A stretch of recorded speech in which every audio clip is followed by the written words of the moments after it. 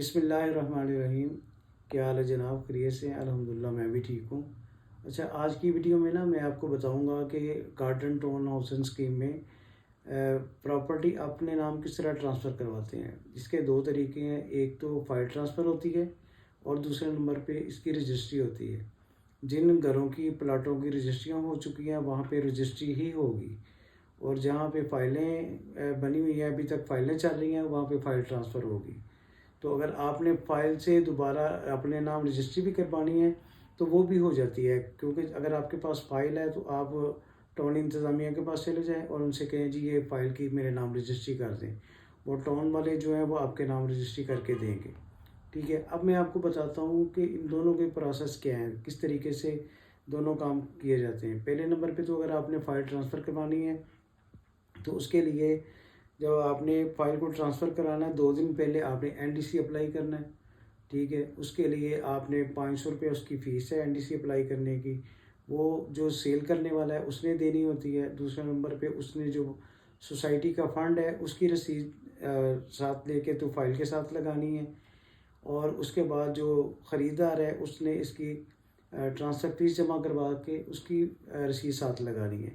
اب یہ ساری رسیدیں ساتھ لگا کے آپ نے وہاں پہ جو فائل تیار کرنے والا بندہ ہے آصف صاحب ہیں، ان کے پاس آپ نے فائل جمع کروا دینی ہے۔ اس کے بعد جب فائل تیار ہو جائے گی 2 دن کے بعد آپ نے دونوں پارٹیوں کو لانا ہے، تو جو خریدار ہے اس کے لیے یہ ہے کہ وہ اپنی 3 تصویریں ساتھ لائے اور ID کارڈ کی کاپی لائے، اور اس کے بعد وہ فائل کے اوپر اس کے سگنیچر ہوں گے اور دوسرے نمبر پہ اس کے تھم وغیرہ ہوں گے، اور جو سیل کرنے والا ہے اس کے بھی وہ جو بیان حلفی ہیں اس کے اوپر سگنیچر ہوں گے، بیچنے والے کے بھی ہوں گے، لینے والے بھی ہوں گے۔ ٹھیک ہے، اس کے بعد آپ کو چاہیے کہ جس نے پراپرٹی سیل کی ہے وہ فروخت کرنے والے جس نے خریدی ہے اس سے اپنی پیمنٹ پہلے وصول کر لے۔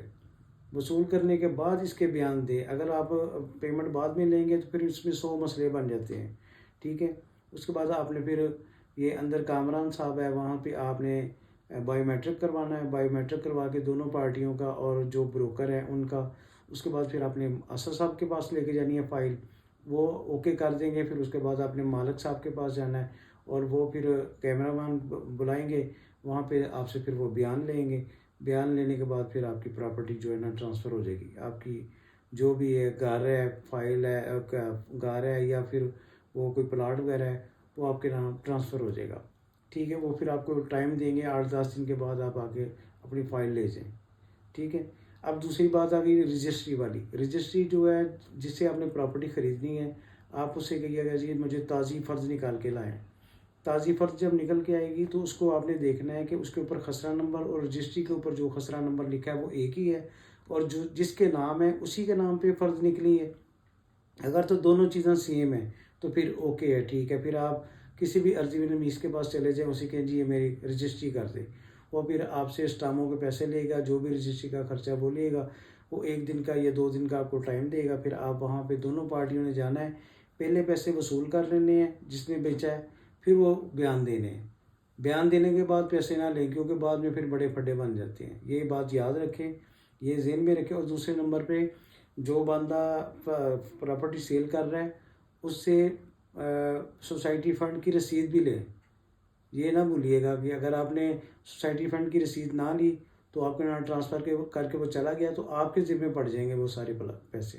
تو اس لیے پراپرٹی اپنے نام رجسٹری کروانے سے پہلے اپنے سارے واجبات پچھلی پارٹ سے کلیئر کروا لیں، اور پھر اس کے بعد جب آپ کی وہ رجسٹری ہو جائے گی، انتقال چڑھ جائے گا، پھر آپ نے سوسائٹی کے دفتر آ کے اس کی رجسٹریشن کروانی ہے اپنے رجسٹری کی، کہ اب یہ پلاٹ میں نے خرید لیا ہوا ہے، یہ رجسٹری میرے نام ہے، تو تاکہ ٹاؤن میں بھی پتہ چلے، ٹاؤن والوں کو بھی جو اندر آفس ہے ان کے علم میں ہو کہ اب یہ اس کے مالک آپ ہیں۔ تو یہ میں نے آپ کو جو بتانا تھا، اس میں انشاءاللہ اگر آپ عمل کریں گے تو آپ کا فائدہ ہوگا۔ تو اب آپ نے میرے چینل کو سبسکرائب کرنا ہے، بیل آئیکن کو کلک کرنا ہے، تو انشاءاللہ اگلی ویڈیو میں مزید معلومات کے ساتھ آپ کو پھر ملوں گا۔ اللہ حافظ۔